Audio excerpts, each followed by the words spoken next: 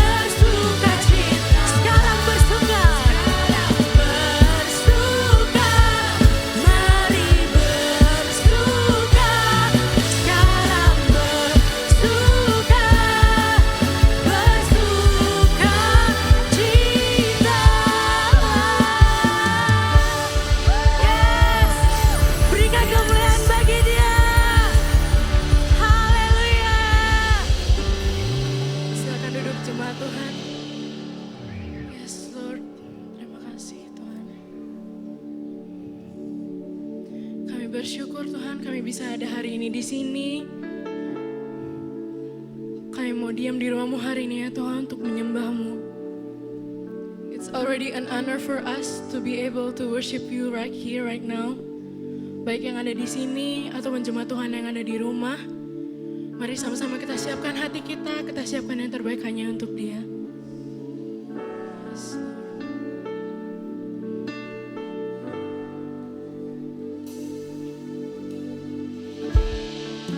Kami mau menyembah-Mu hari ini ya Tuhan.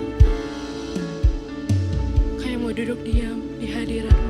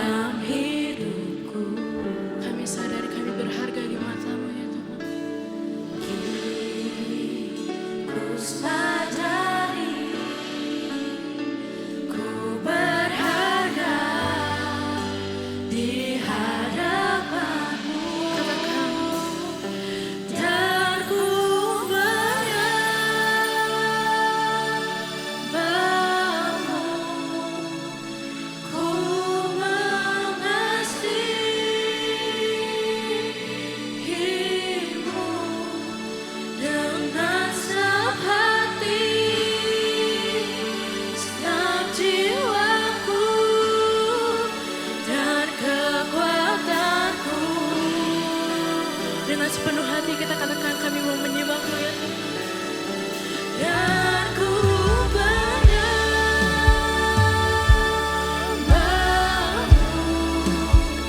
ku mengasihi. Dengan segenap hati kami ya Tuhan. Dengan segenap hati, segenap jiwaku.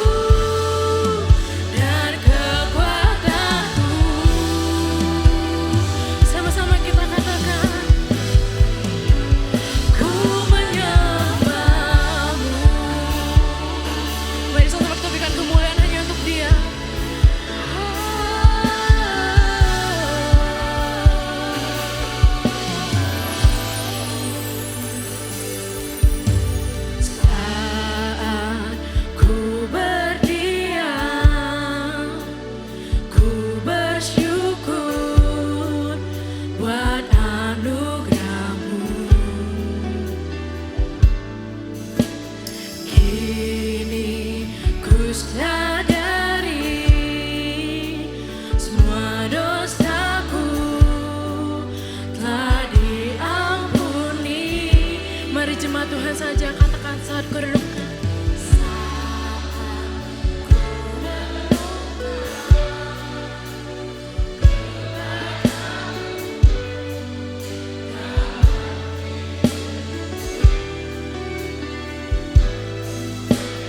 Kini ku sadari ku berharga. Mari sama-sama jemaat Tuhan kita sama-sama bangkit berdiri.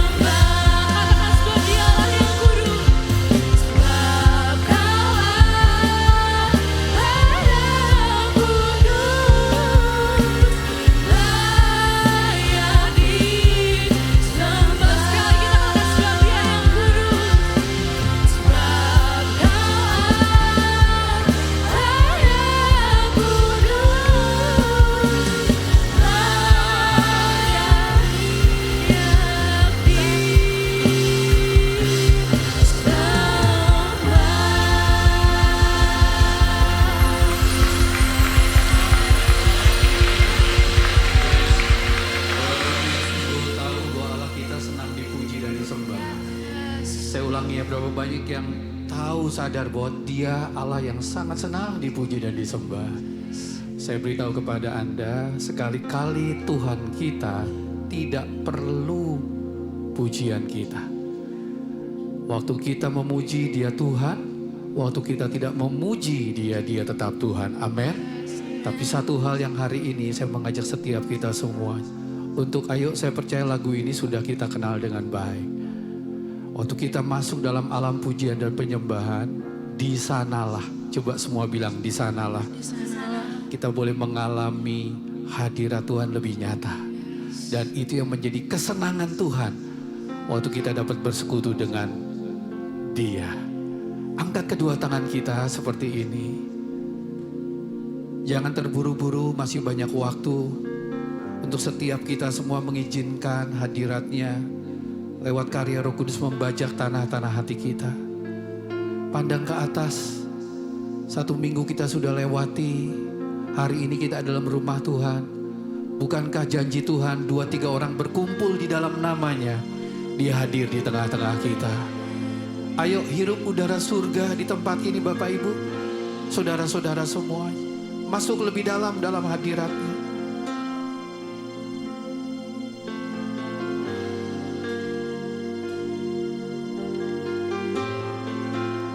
Yes Lord, yes Lord, dan ku menyembahmu.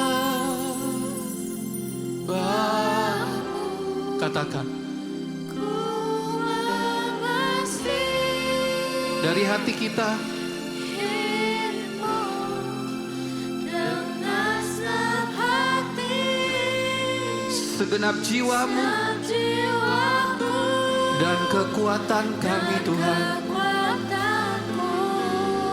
Setiap pribadi kepada Dia katakan, dan ku menyembahmu.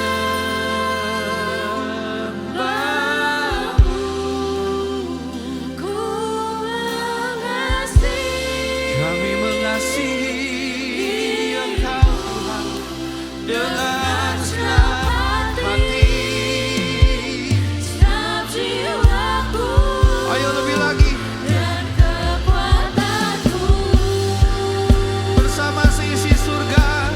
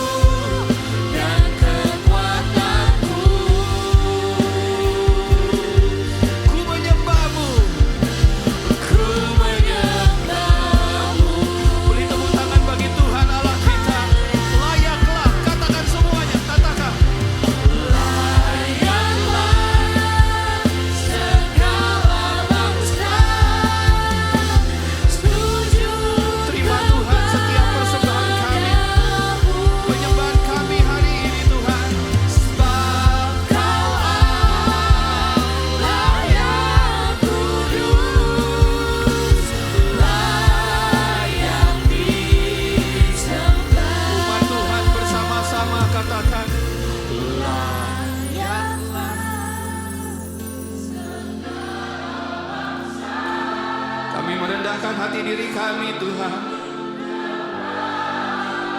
Tidak ada Allah lain, hanya Engkau Yesus yang kami sembah.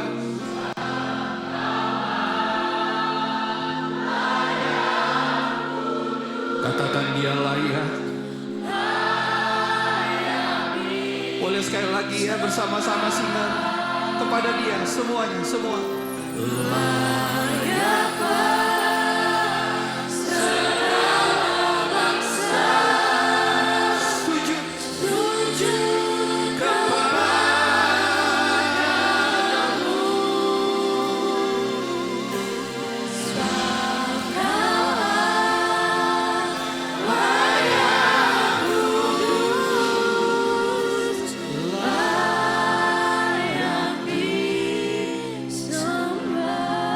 Akapela sama-sama.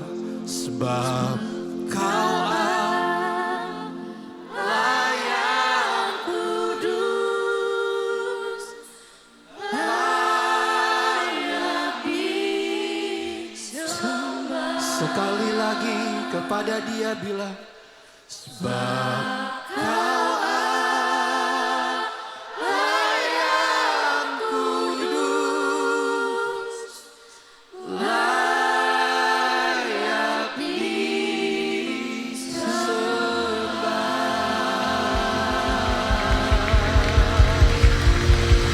Satu kali berikan tepuk tangan kemuliaan bagi Tuhan Allah yang hadir tengah-tengah kita dengan rasa takut.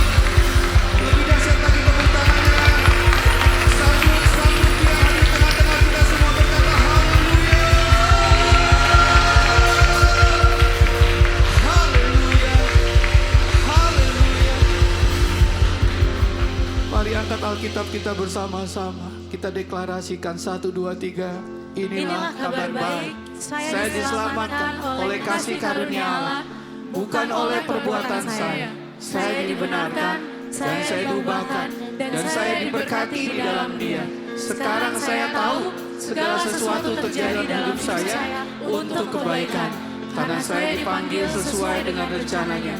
Bersama kita hidup untuk kemuliaan. Ayo semua bilang, People is our mission, connect with God and make disciples. Sekali lagi beri tepuk tangan bagi Allah kita bersama-sama. Silakan duduk Bapak Ibu Saudara semuanya.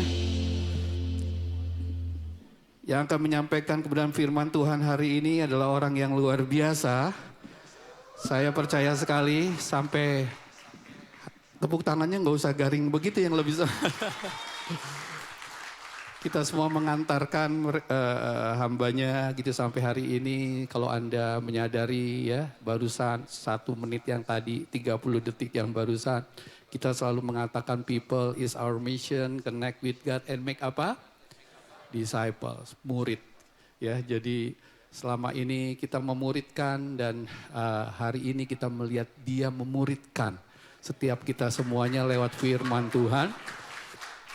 Masih muda ya saudara semuanya, bukan full time tapi full heart.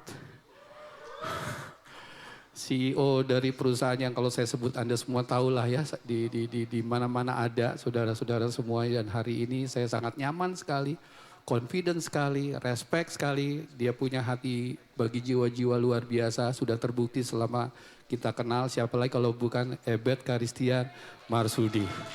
Yuk kita beri tepuk tangannya meriah bagi Bro Ebet. Tepuk tangannya lebih semangat lagi dong. Silakan Bro. Thank you Korev.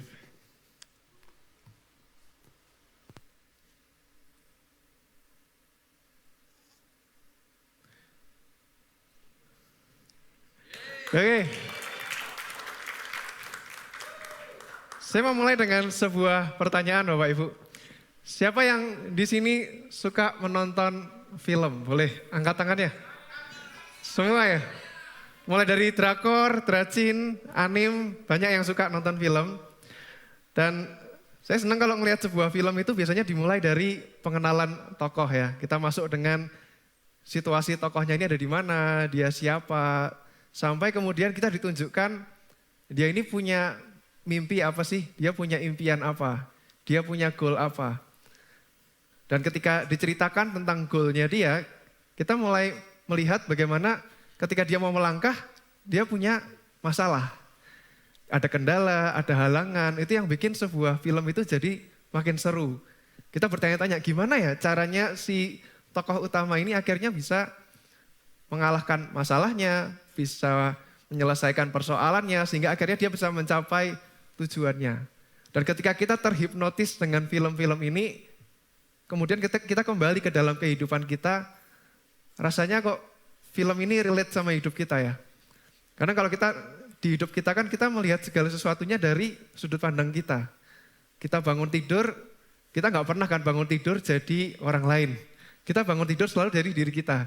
Kita masih punya impian yang belum tercapai. Kita ingat masih punya goal-goal yang kita belum bisa dapatkan. Terus kemudian kita ingat, waduh ada masalah ekonomi, ada masalah mencari jodoh gitu ya anak-anak muda. Kita punya banyak masalah dan akhirnya kita sering berpikir bahwa dengan segala macam itu hidup ini rasanya tentang kita. Rasanya kita ini jadi tokoh utama di dalam kehidupan kita. Tapi saya senang dengan tema yang dibawakan IFGF di bulan ini. Temanya adalah Choose to Honor.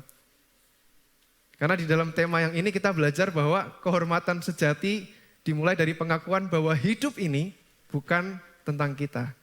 Jadi sekali lagi hidup ini bukan tentang kita. Jadi ketika kita memilih untuk menghormati Tuhan, kita sedang menyadari, kita sedang mengakui bahwa hidup ini bukan tentang kita, tapi tentang Tuhan.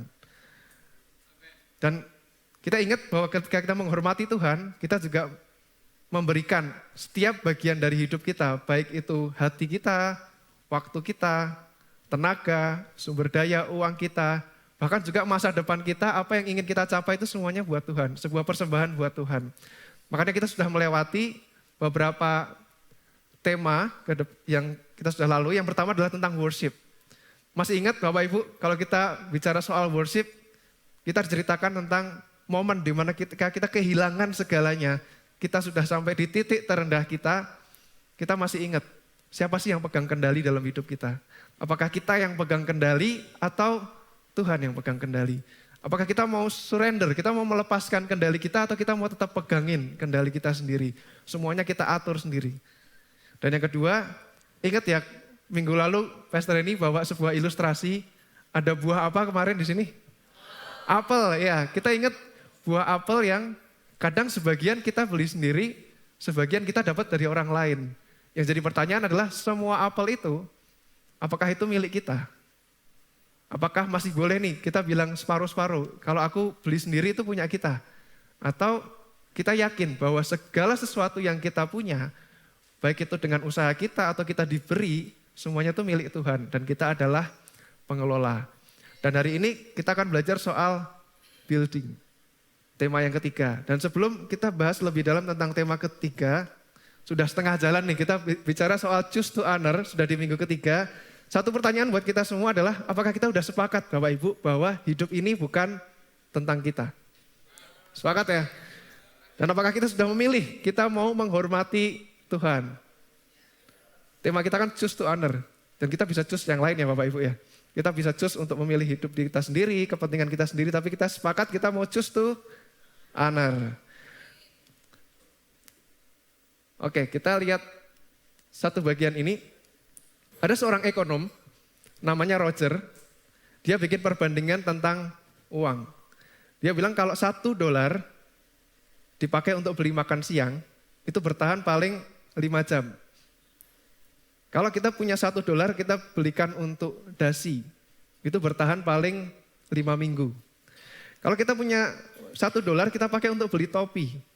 Ada teman-teman yang suka pakai topi, nah paling bertahan 5 bulan. Mungkin kita ada ganti topi yang lain. Ada $1 yang kita pakai untuk beli kendaraan, paling bertahan 5 tahun. Dan kalau kita pakai $1 untuk pembangunan yang lebih besar lagi, seperti rel kereta misalnya, paling bertahan 5 dekade. Tapi kalau kita punya $1.000 yang kita persembahkan buat Tuhan, bertahan berapa lama Bapak Ibu? Bertahan kekal, bertahan selamanya. Kita mau lihat hal ini. Ini sebuah hal yang kalau kita persembahkan buat Tuhan itu nilainya kekal. Sama seperti yang dipilih oleh Daud. Ketika Daud menyadari ini, dia seseorang yang menyadari apa yang dia lakukan itu nilainya kekal kalau dia lakukan buat Tuhan. Dia memilih untuk membangun rumah Tuhan. Di 2 Samuel 7 ayat 1-17 kita nanti akan lihat ceritanya gimana Daud membangun rumah Tuhan. True honor is not found in what we build for ourselves, but in how we honor God through what we build. Kehormatan sejati tidak ditemukan bagaimana kita membangun untuk diri kita sendiri, tapi ketika kita melakukan segala sesuatunya untuk menghormati Tuhan. Oke, yang pertama kita masuk, poin pertama adalah building by loving His house. Bagaimana kita membangun itu dengan mencintai rumahnya Tuhan. Nah, kita akan melihat sebuah ayat, dan sebelum kita baca ayatnya, saya mau cerita sedikit tentang beberapa poin-poin yang kita sudah jalani beberapa minggu terakhir. Yang pertama kita ingat ada sebuah lokasi namanya Siklak. Bapak Ibu ingat ketika di Siklak apa yang terjadi?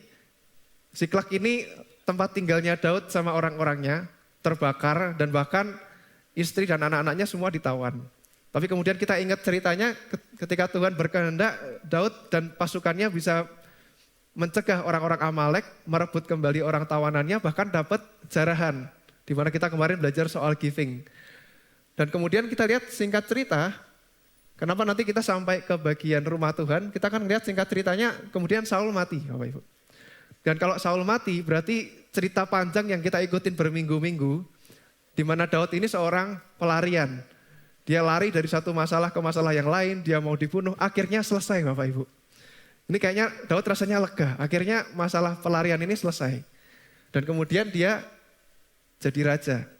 Dan ketika dia jadi raja, kita lihat bahwa persoalannya nggak selesai. Ketika dia jadi raja, dia masih menghadapi yang namanya masalah internal. Dia jadi raja di Yehuda itu sekitar 7,5 tahun. Dan dia belum jadi raja seluruh Israel. Karena dia masih berhadapan dengan siapa? Dengan anaknya Saul. Jadi nggak selesai masalahnya. Anaknya Saul kan juga ngeklaim mau jadi raja.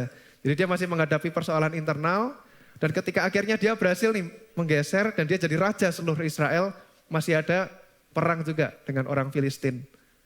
Jadi ingat ya, Daud ini punya masalah internal, masalah eksternal. Jadi nanti konteksnya ketika kita bicara soal Daud, dia punya banyak musuh. Dan yang terakhir, setelah ini semua selesai, dia sedang berencana memindahkan tabut Tuhan. Dari suatu lokasi dia pindahkan dan ujung-ujungnya nanti berakhir di sebuah kemah. Nah mari kita baca ayat ini bersama-sama dari 2 Samuel 7 ayat 1-3. Ketika raja telah menetap di rumahnya dan Tuhan telah mengaruniakan keamanan kepadanya terhadap semua musuhnya di sekeliling, berkatalah raja kepada Nabi Nathan, "Lihatlah, aku ini diam dalam rumah dari kayu aras, padahal tabut Allah diam di bawah tenda." Lalu berkatalah Nathan kepada raja, "Baik, lakukanlah segala sesuatu yang dikandung hatimu, sebab Tuhan menyertai engkau." Nah kita bisa mendapat gambarannya, konteks dari cerita ini ketika semua musuhnya sudah dikalahkan, sudah dibereskan Tuhan. Dia melihat nih, kok ada, dia tinggal di rumah yang bagus, di rumah yang megah. Sedangkan tabut Tuhan ada di sebuah tenda. Jadi kita bisa membayangkan perbedaannya ya. Rumah yang megah seperti istana, tabut Tuhan ada di tenda. Mungkin dari kain, dari hanya tiang gitu ya. Kita lihat perbedaan kualitas ini yang mengganggu hatinya Daud gitu ya. Dan kalau kita lihat ingat dari cerita ini yang berinisiatif membuat rumah Tuhan itu apakah Tuhan kasih perintah? Seperti Tuhan perintah sama Nuh ya, tolong bikin bahtera. Atau Tuhan memerintahkan Musa, bebaskan bangsa Israel. Tapi kalau kita lihat di ayat ini, kita tidak melihat bahwa Tuhan menyuruh Daud.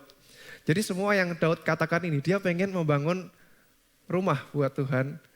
Itu adalah inisiatif dari Daud. Dan kalau kita ingat perjalanan Daud, apakah ini sesuatu yang Daud lakukan seperti apa yang dilakukan raja-raja di masa itu? Ada cerita di mana di masa itu ketika seorang raja itu bangun kuil, bangun sebuah tempat yang menunjukkan tempat peribadatan, itu menunjukkan bahwa dia ini punya kedekatan sama dewa-dewa. Itu menunjukkan kekuatannya dia. Tapi kalau kita ingat Daud, apakah dia melakukan ini karena dia pengen dilihat bahwa dia ini orang yang dekat sama Tuhan? Saya yakin orang-orang yang ikut sama Daud, 600 orang yang ikut sama Daud udah tahu bahwa Daud nggak bikin rumah Tuhan pun orang tahu Daud itu disertai Tuhan. Berapa perang yang dia sudah menangkan, berapa masalah yang Tuhan sertai Daud sampai di titik ini. Jadi Daud sebenarnya nggak butuh lagi untuk menunjukkan bahwa dia itu dekat sama Tuhan. Dia udah nggak butuh. Jadi kita mau melihat, kita mau belajar dari Daud, dia memang benar-benar dia seseorang yang punya hati. Jadi bukan apa yang Daud bisa bangun, dia mungkin punya kekayaan karena dia seorang raja, tapi kita lihat bahwa hatinya buat rumah Tuhan. Kita mau pengen nih, kita bisa punya hati yang sama seperti Daud, kita punya hati buat rumah Tuhan. Ada quotes dari Charles Spurgeon, betapa banyak yang tinggal di rumah-rumah mewah mereka, sementara rumah Tuhan terbengkelai. Mereka dapat memenuhi kebutuhan diri mereka sendiri dengan berlimpah. Tetapi untuk kepentingan Tuhan, untuk Injil Tuhan, dan tempat di mana orang miskin dapat berkumpul dan mendengarkan firman Tuhan, mereka sepertinya tidak peduli. Jadi Bapak Ibu pertanyaannya, hari ini kita ada di kumpulan orang yang mana? Kita ada di kumpulan orang-orang yang lebih penting urusan kita sendiri, rumah kita sendiri, target kita sendiri, atau kita orang-orang yang memilih untuk memikirkan rumah Tuhan, pekerjaan Tuhan, apa yang Tuhan ingin lakukan. Dan kita bisa lihat seperti Daud tadi ya, ketika dia bisa memilih hal ini, saya rasa ini enggak dimulai dari tiba-tiba. Bukan karena tiba-tiba ada perintah tadi, enggak juga. Bukan tiba-tiba Daud menjadi orang yang punya hati langsung sama Tuhan, enggak juga. Tapi kita bisa melihat ya, selama perjalanan hidup Daud, dari dia diurapi, dia dibilang dia akan menjadi seorang raja. Berapa lama dia mengalami kesulitan, persoalan, dia hampir mati berapa kali. Dan dia benar-benar orang yang merasakan kasih karunia Tuhan. Dan kalau kita adalah orang-orang yang mengalami kasih karunia Tuhan, orang-orang yang sudah merasakan bagaimana kita ini nggak layak untuk hidup, kita nggak layak untuk ditebus sama Tuhan. Tapi kita ini layak. Kita pengen kita punya kerinduan. Kalau kita menerima kasih karunia Tuhan, kita akan punya kerinduan. Jadi kita sedang berbicara punya hati buat rumah Tuhan itu bukan sebuah kewajiban. Bukan sebuah perintah dari gereja kita untuk kita semua harus punya hati buat rumah Tuhan. Enggak, tapi kalau kita punya kasih karunia, kita sudah terima kasih karunia, hal ini akan lahir dengan sendirinya. Kita akan punya kerinduan, bukan karena kewajiban. Apa yang kita lakukan untuk Tuhan keluar dari cinta dan bukan perintah. Kita lihat sama-sama ya Bapak Ibu, apa motivasi kita dalam membangun? Apakah saya membangun kerajaan Allah atau kerajaan pribadi? Yang pertama adalah untuk kemuliaan Tuhan sendiri, bukan diri sendiri. Kolose 3 ayat 23 sampai 24. Apapun juga yang kamu perbuat, perbuatlah dengan segenap hatimu seperti untuk Tuhan dan bukan untuk manusia. Kristuslah Tuhan dan kamu hambanya. Kita juga bisa melihat bahwa dari hati yang mengasihi dan bukan dari kewajiban. Seperti dari 1 Samuel 16 ayat 7. Manusia melihat apa yang di depan mata tapi Tuhan melihat hati. Jadi kita ingin ketika kita berbicara soal rumah Tuhan, itu bukan soal diri sendiri, dan juga bukan soal kewajiban. Nah, saya senang banyak anak-anak Tuhan yang melayani di tempat ini. Ada Bro Sopian, ada Cik Vivi dan teman-temannya di tim Connect, ada Chris gitu ya. Saat kita melakukan pekerjaan buat Tuhan, ketika kita melayani, ketika kita berkorban waktu, kita menerima tanggung jawab itu karena kewajiban atau karena hati kita buat Tuhan. Apakah kita karena ya sudah sih karena aku dijadwal tiap minggu mau gimana lagi. Karena aku harus bertugas melayani setiap minggu, ya ini kewajiban. Apakah itu karena kewajiban atau memang kita orang-orang yang melayani dengan hati. Dan beberapa waktu yang lalu kami di TYC, di Teen Youth dan College, kita punya sebuah acara topiknya bicara soal people pleasing. Ada poin menarik yang kalau kita dalami, bisa jadi kita bukan melakukan sesuatu yang negatif. Kita bukan sedang mencuri, kita bukan sedang merusak. Gitu.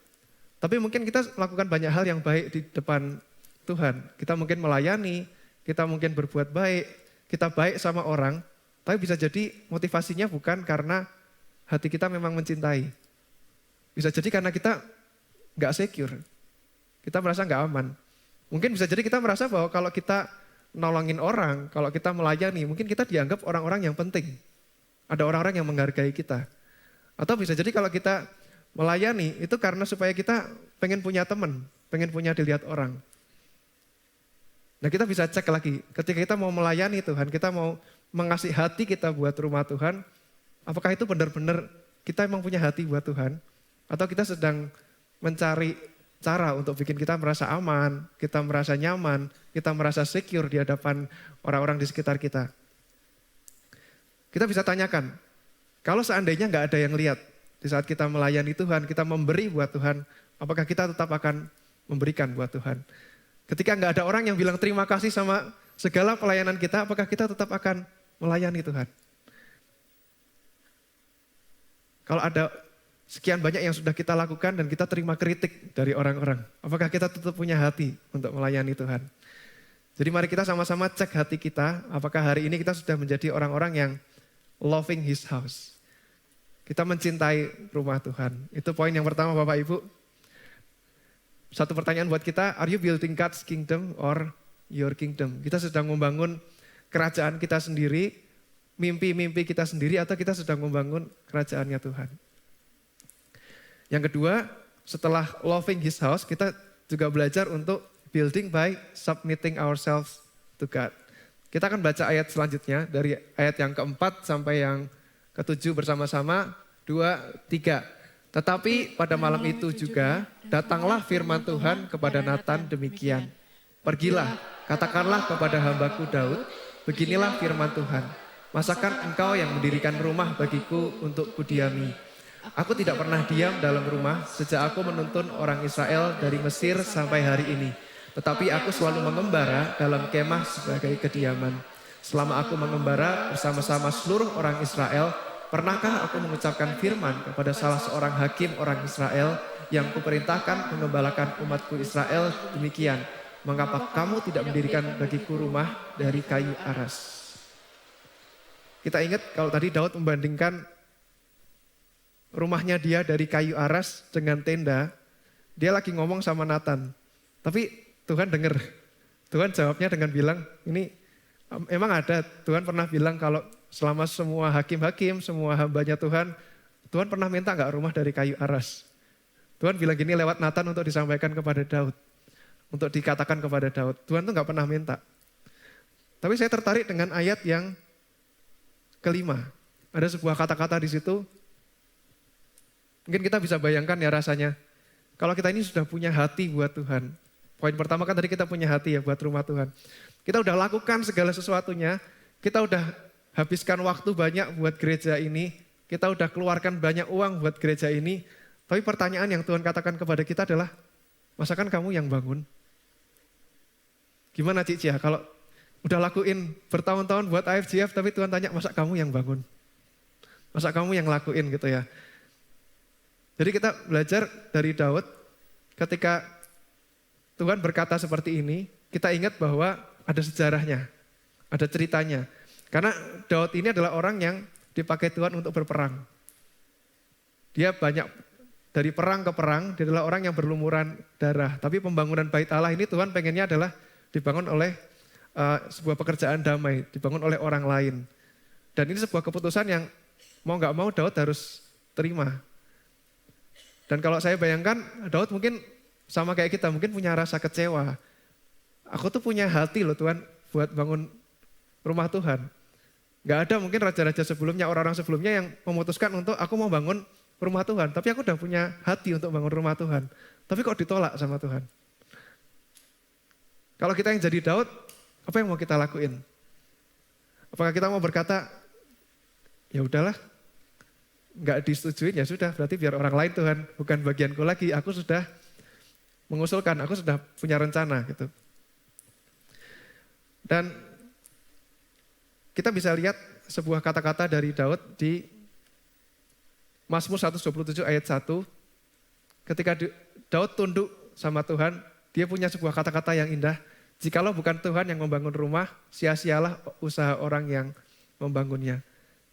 Ketika Daud submit sama Tuhan, kita bisa melihat bagaimana Daud ini itu benar-benar tunduk sama Tuhan. Kalau nggak dikasih izin, ya sudah. Penolakan Tuhan untuk dia bangun tidak membuat Daud kehilangan hatinya buat rumah Tuhan. Buktinya apa Bapak Ibu kalau Daud tidak kehilangan hatinya? Kita bisa melihat bahwa setelah Daud tidak diizinkan, dia tetap mencari resource. Dikatakan ada emas nilainya 100.000 talenta, perak 1 juta talenta, ada tembaga, besi yang gak ternilai jumlahnya, ada kayu-kayu, batu permata dan lain sebagainya yang Daud kumpulkan, yang kalau dikonversikan nilainya kurang lebih bisa mencapai 5.000 triliun rupiah. Kayaknya membayangkan 1 triliun di tangan kita kayaknya agak sulit. Tapi ini 5.000 triliun rupiah. Jadi yang dilakukan Daud itu gak setengah-setengah, dia benar-benar oke, gak bisa plan A, Tuhan aku bisa bantu apa? Aku sediakan resource saja mungkin ya Tuhan. Dia lakukan itu semua supaya raja berikutnya, orang yang tunjuk berikutnya untuk membangun rumah Tuhan, sudah tinggal bangun. Karena kan yang gak diizinkan untuk membangun, tapi kan gak dilarang untuk mengumpulkan resource. Jadi kita bisa lihat hatinya Daud ini gak ada habisnya ya buat rumah Tuhan. Ketika gak boleh satu step, dia bisa siapkan, oke, aku mau siapkan resource-nya. Dan gak cuma itu, dia juga siapkan tempatnya, lokasinya, bahkan dia juga persiapkan untuk anaknya, yaitu Salomo akan membangun.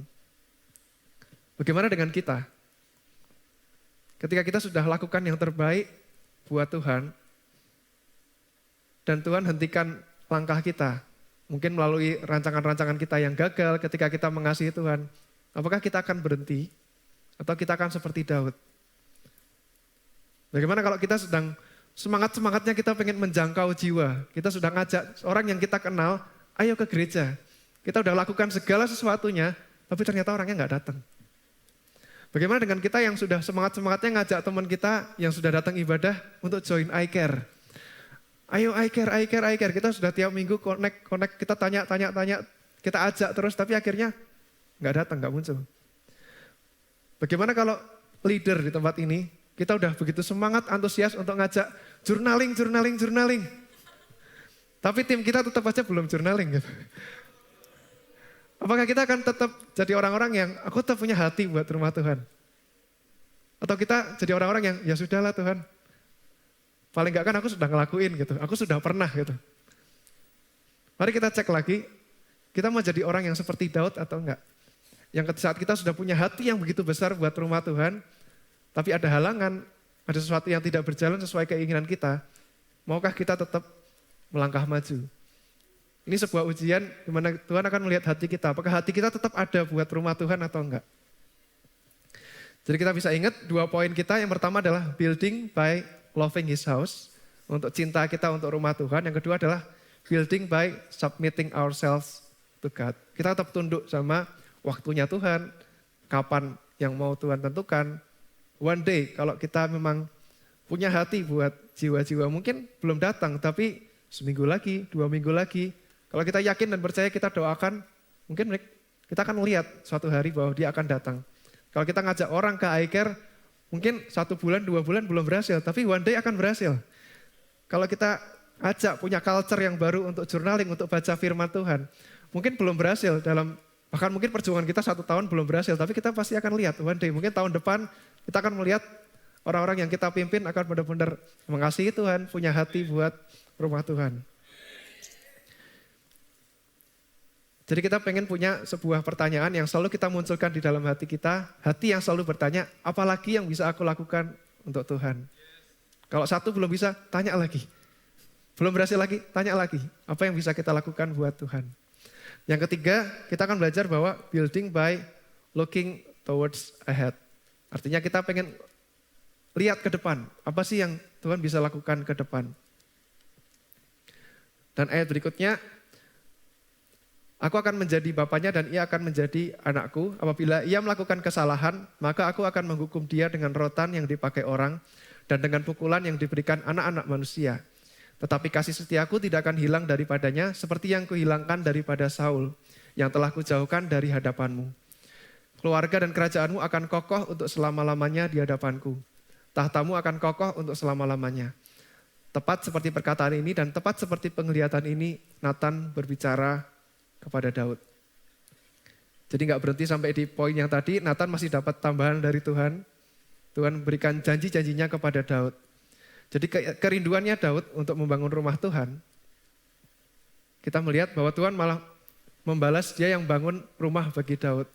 Kerinduan Daud untuk membangun rumah Allah justru dijawab Allah dengan membangun rumah bagi Daud, yaitu janji untuk membangun keturunan Daud.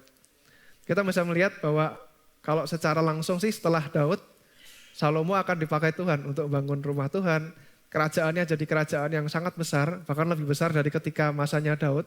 Dan banyak orang mengagumi kerajaannya Salomo di masanya Salomo. Tapi nggak berhenti sampai di situ. Kita juga melihat bahwa di dalam keturunannya Daud ada siapa?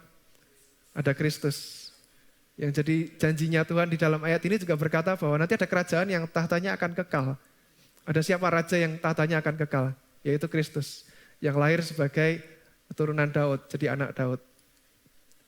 Jadi Tuhan membuat nama Daud besar, memberikan kediaman bagi Israel, membangkitkan keturunan yang berkuasa dan ada kerajaan yang kekal lewat Tuhan Yesus. Nah, berikutnya ketika kita membangun rumah Tuhan, kita nggak cuma ngelihat apa yang ada saat ini, apa yang kita kerjakan sekarang, tapi kita akan berpikir melihat jauh ke depan. Apa yang kita lakukan sekarang ini mungkin kecil, tapi Tuhan bisa pakai apa dari apa yang kita kerjakan untuk one day, 2 tahun lagi, 10 tahun lagi, apa yang akan berbuah dari apa yang kita lakuin sekarang. Dan kalau ajakannya ngomong berpikir jauh ke depan, buat saya ini nggak mudah. Lebih mudah ngomong daripada melakukan untuk berpikir jauh ke depan. Karena kok Bapak Ibu kalau ngikutin tes MBTI, tes personality, ada satu huruf terakhir di MBTI itu antara P atau J. Dan saya ini adalah MBTI-nya P. Perceiving itu artinya orang yang fleksibel. Orang yang sangat nggak suka punya planning. Aku habis ini siang mau kemana, besok Senin mau ngapain, rundown-nya seperti apa, itu hal yang sangat sulit buat saya. Jadi saya lebih jadi orang yang ya sudah ngalir aja kayak air, habis ini mau ngapain, nanti kalau ada kejadian apa yang ikut aja, nanti kalau diajak kemana ikut, itu yang saya lakuin. Dan berbeda, dan mungkin satu ayat yang bisa menggambarkan perasaan saya adalah Matius 6 ayat 34. Ada yang tahu Bapak Ibu? Kesusahan sehari cukuplah untuk sehari. Jadi saya sangat jarang memikirkan ke depan tuh mau ngapain, mau ngelakuin apa tuh sangat jarang memikir ke sana. Nah ini berlawanan dengan istri saya. Istri saya bisa jadi mau liburan yang masih 2 bulan ke depan, besok pagi outfitnya udah datang di rumah. Udah mikirin mau pakai baju seperti apa, sandalnya mau seperti apa, dia sudah mikirin. Bahkan tasnya mau pakai yang kayak gimana, dia udah pikirin. Beda sekali sama saya.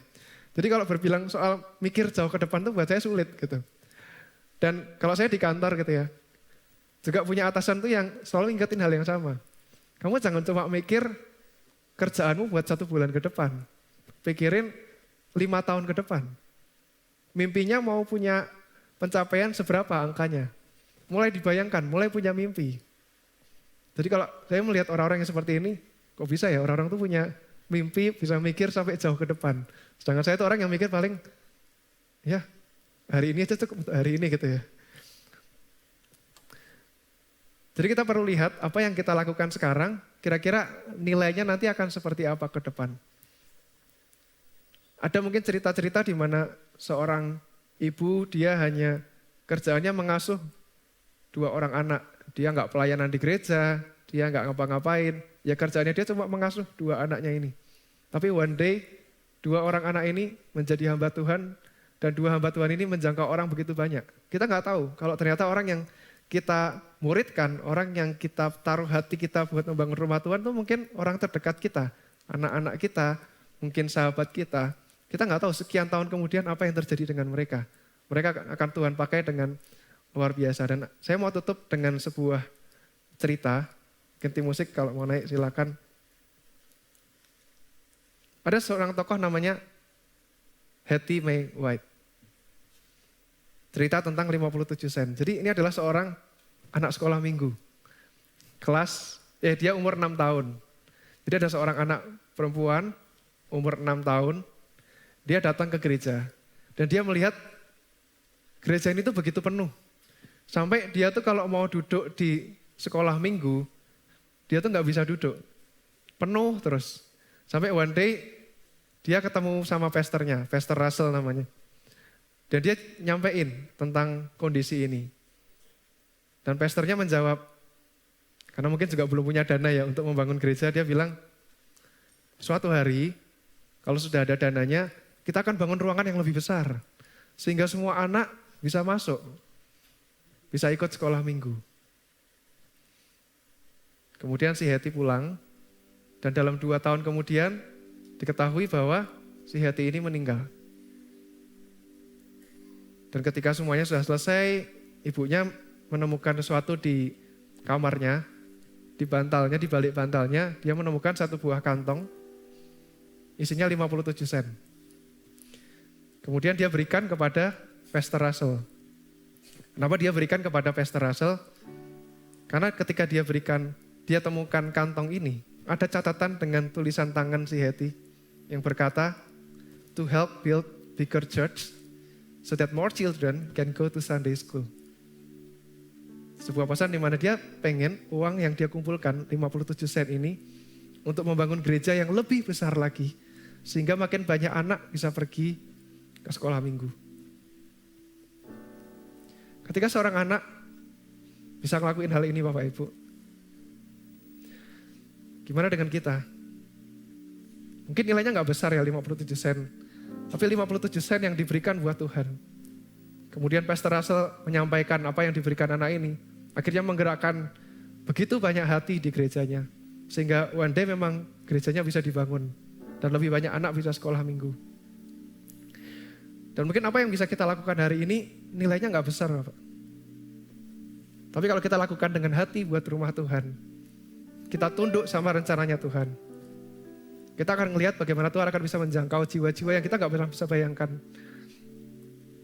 One day Tuhan akan pakai apa yang kita kerjakan, mungkin waktu kita, yang kita capek-capek mengajar sekolah minggu di gereja ini, di kids, apa yang kita lakuin buat mengajar discipleship di kelas-kelas grow, apa yang kita lakuin buat menyambut jiwa-jiwa di depan, apa yang kita lakukan seperti tim praise di depan ini, setiap minggunya pelayanan. Mungkin kita bisa jadi merasakan capek lelah, tapi kalau kita punya hati buat rumah Tuhan, kita mau tunduk sama Tuhan, bahkan juga melalui pemberian kita mau giving buat Tuhan, Tuhan bisa pakai apa yang kita berikan ini untuk pekerjaan Tuhan yang lebih besar lagi. Jadi 3 poin Bapak Ibu, building by loving His house, kita punya hati yang mencintai rumah Tuhan, building by surrendering ourselves to God, taat dan kita ingat komitmennya Daud yang luar biasa, dan yang terakhir building by looking ahead. Kita lihat ke depan, apa yang bisa Tuhan lakuin dengan apa yang kita berikan saat ini. Jadi hari ini, Tuhan tanya hal yang sama buat kita. Apa yang sedang engkau bangun? Saya membayangkan ketika di akhir hidup kita, Tuhan ngomong sama kita, bro, jadi apa yang sudah kamu bangun? Kalau kita bangun sesuatu yang sifatnya paling beberapa tahun hilang, apa artinya? Tapi kalau kita membangun untuk rumah Tuhan, mungkin di surga ketika kita ketemu sama Tuhan, Tuhan akan tunjukkan, ini yang kamu lakuin, ini buahnya. Mungkin kamu sudah gak ada, tapi ini hal-hal yang Tuhan masih bisa lakukan dengan apa yang sudah kamu lakukan. Apa yang kita bangun, kerajaan pribadi kita, atau kerajaannya Tuhan? Untuk nama kita sendiri, atau namanya Tuhan? Kita mau prestasi yang sementara, atau kita mau buat sesuatu yang nilainya kekal sebagai warisan kita. Mari kita renungkan bersama Bapak Ibu. Saya undang Kodev untuk pimpin dalam doa. Mari kita bangkit berdiri Bapak Ibu saudara semuanya. Jadikan kami satu seperti kerinduanmu, agar dunia tahu bukti nyata dari kasih-Mu. Sebelum kami pergi memberitakan kasih-Mu, mulailah dari kami lebih. Boleh sama-sama lagi bilang, jadikan kami satu seperti kerinduanmu, agar dunia tahu bukti nyata dari kasih-Mu. Sebelum kami pergi memberitakan kasih-Mu, mulailah dari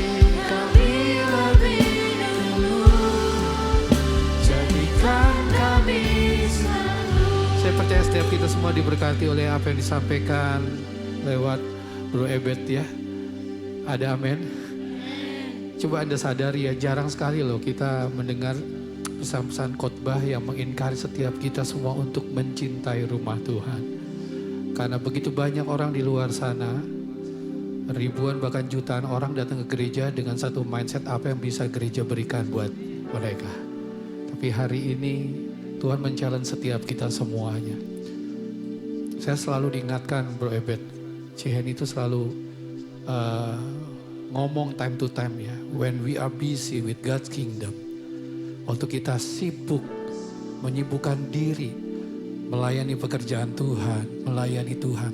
Tuhan akan menyibukkan dirinya melayani kebutuhan kita. Jadi hari ini Roh Kudus sedang mengetuk hati kita. Dia memanggil kita kembali kepada rumahnya ya Bapak Ibu. Kepada hadiratnya, kepada tujuan hidup yang lebih besar dari diri kita sendiri. Seperti yang tadi diingatkan oleh firman Tuhan. Mungkin selama ini kita datang ke gereja, tapi belum sungguh-sungguh mencintai rumah Tuhan. Kita hadir tapi kita belum benar-benar terbakar ya. Untuk membangun apa yang Tuhan mau bangun. Saya sering kali dengar nih pertanyaan-pertanyaan ini. Lalu apa Pastor Dev, Kodev yang saya bisa lakukan? Apa sih sebenarnya yang Tuhan mau dalam hidup saya? Gampang. Lihat sekitar Anda. Anda sudah lama di IFJF Jogja ini berapa lama? Kalau Anda melihat sesuatu di tempat ini dan Anda berkata, kok gini? Kok gitu? Kok seperti ini sih? Ya kok hanya gini doang? Jangan-jangan Tuhan memanggil Anda untuk membangun hal-hal yang kok kakok-kakok tadi itu. Lewat kehidupan Anda. Jadi ayo teman-teman semuanya kita responi firman Tuhan hari ini ya. Lagu ini udah lagu lawas sekali. Tapi dipilihkan untuk kita bersama-sama meresponi firman Tuhan. Boleh kita nyanyi dari awal pujian ini ya. Sambil kita meresponi apa yang Tuhan tengah berbicara dalam setiap kehidupan kita. Dari awal ya sama-sama. Kami rendahkan diri. Semua katakan. Kami rendahkan diri di hadapan-Mu. Ayo satu hati dalam doa Bapak Ibu. Membawa hancur hati Saat berseru katakan. Ajar kami saling melengkapi tubuh-Mu. Seperti Jemaat IFJF Jogja satu hati ya. Sama-sama katakan. Jadikan kami satu seperti kerinduan-Mu. Tuhan sedang mencari orang-orang yang berkati Tuhan. Tuhan sedang mencari orang-orang yang berkata kepada Dia, Tuhan pakai hidup saya. Saya mau ikut ambil bagian, saya mau membangun rumah Tuhan. Saya mau berubah, saya mau melangkah, saya mau melakukan sesuatu untuk kerajaan Tuhan. Jadikan kami satu. Ayo angkat suara kita lagi sama-sama. Responi firman Tuhan. Jadikan kami. Kalau hari ini kau merasakan ya, ada suara Tuhan yang mengajak Anda untuk berbuat sesuatu bagi Tuhan. Angkat tangan saja dimanapun kau berada. Yang mau melakukan sesuatu buat pekerjaan Tuhan. Buat rumah Tuhan di tempat ini. Angkat tangan. Siapa lagi? Siapa lagi? Yes Lord. Amin. Ya Tuhan. Amin Tuhan. Allah dari kami. Sekali lagi sama-sama. Jadikan kami satu. Kan kami satu. Seperti kerinduan-Mu. Agar dunia tahu bukti nyata dari kasih-Mu. Belum kami pergi,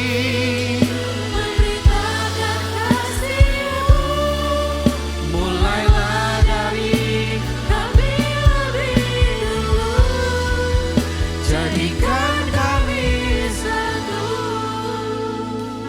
Mari kita responi firman Tuhan hari ini.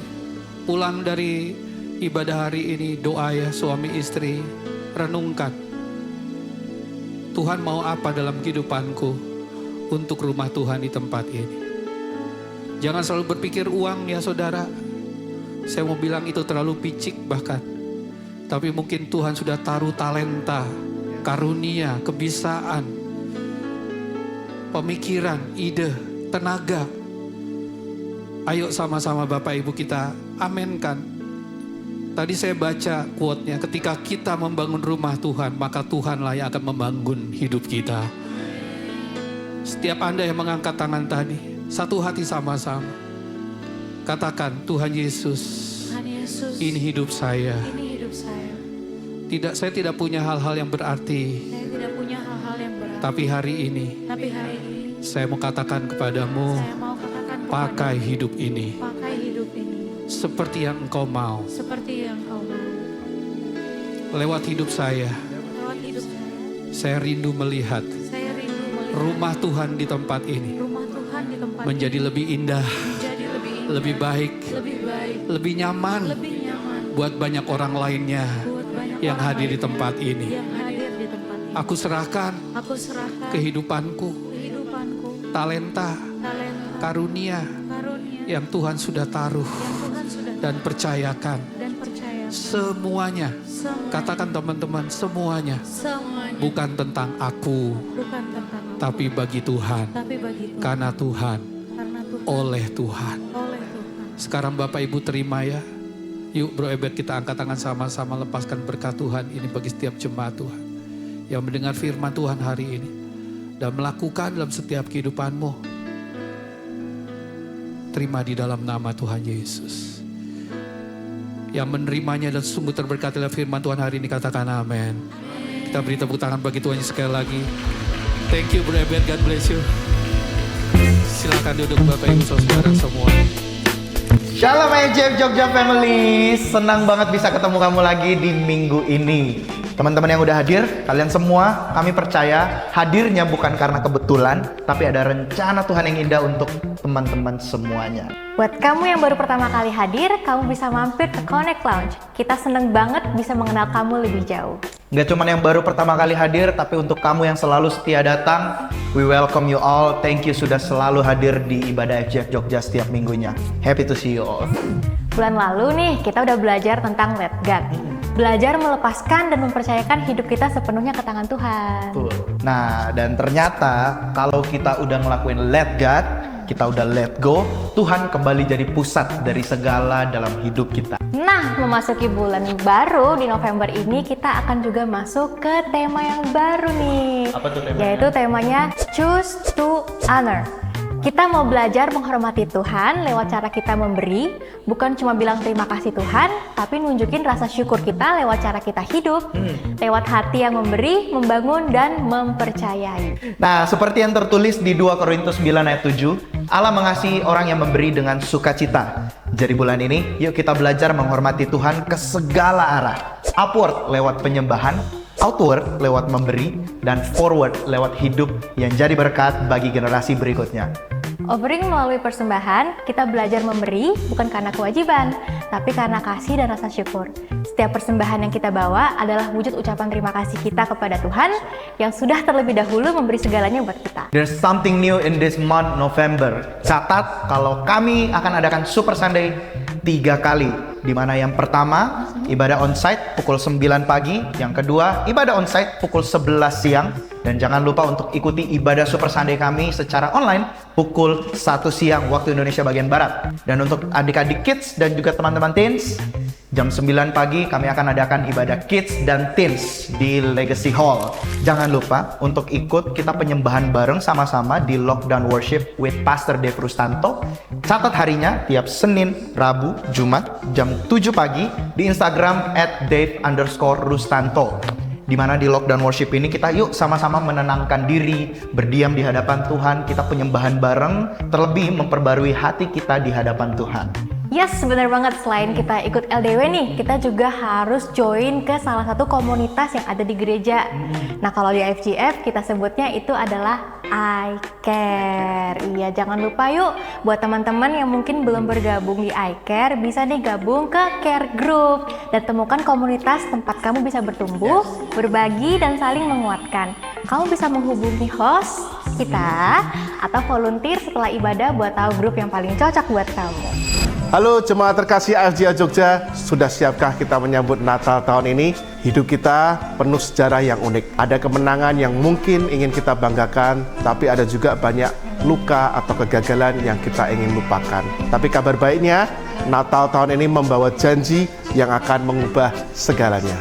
Natal adalah saat di mana kasih Allah yang begitu besar bertemu dengan sejarah hidup kita. Yesus lahir ke dunia bukan untuk menghakimi hidup kita, tapi dia datang untuk menebusnya dan menulis ulang maknanya. To every history, God is able to rewrite his story.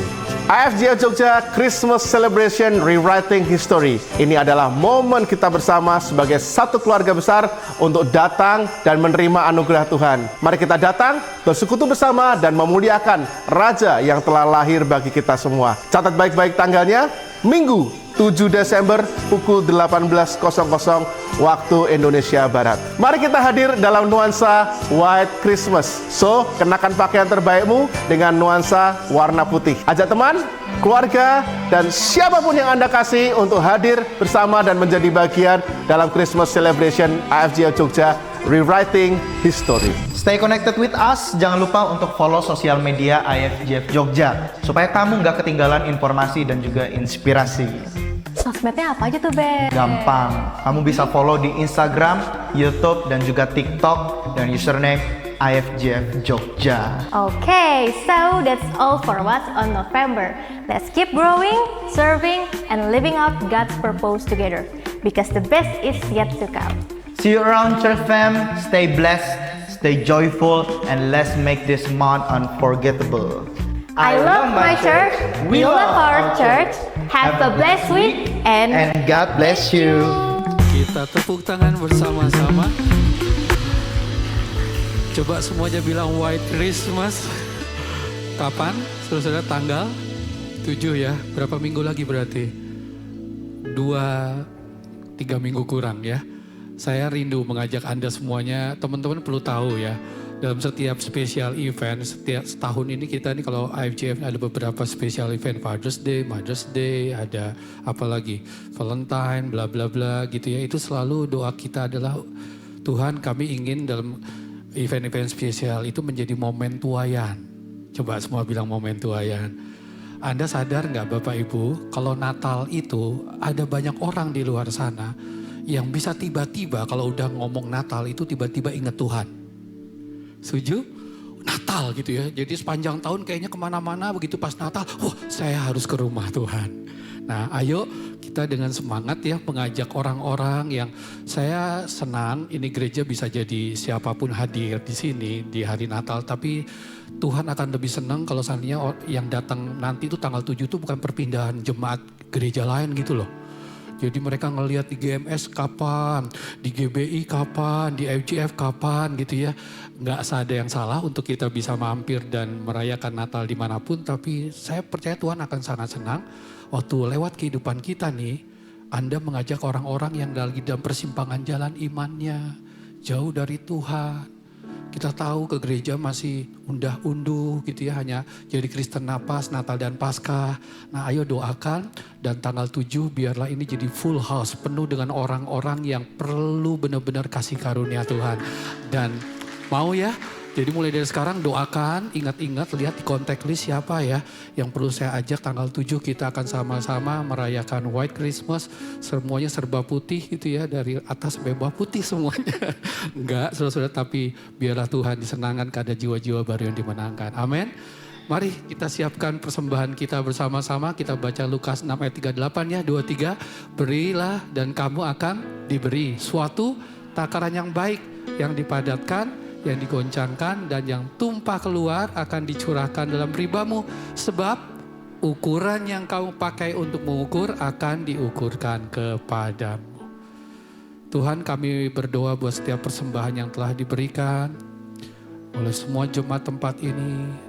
Diberkatilah semuanya 30, 60 bahkan 100 kali ganda Tuhan berikan terus kehidupan mereka.